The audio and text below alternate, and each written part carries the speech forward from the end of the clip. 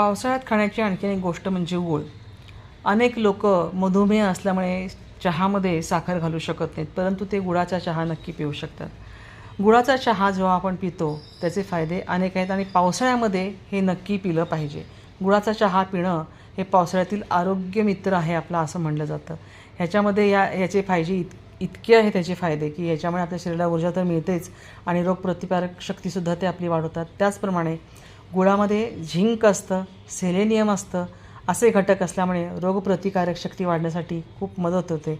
यामुळे पचनक्रिया सुधारते आणि बद्धकोष्ठता जर असेल तर त्यापासूनसुद्धा आपल्याला आराम मिळतो.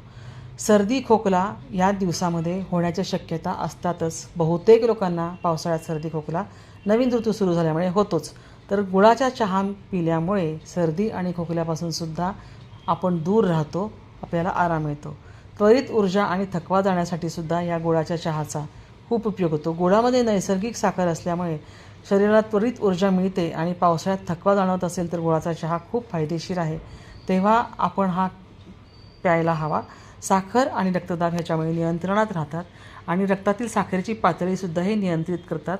गुळामध्ये सुद्धा साखर असल्यामुळे खाऊ नये असं म्हटलं जातं, पण असं काही नाही आहे. गुळामध्ये साखरेचं प्रमाण जे असतं हे खूप कमी असतं, त्यामुळे गुळाचा चहा पिण्याचा खूप फायदा होतो.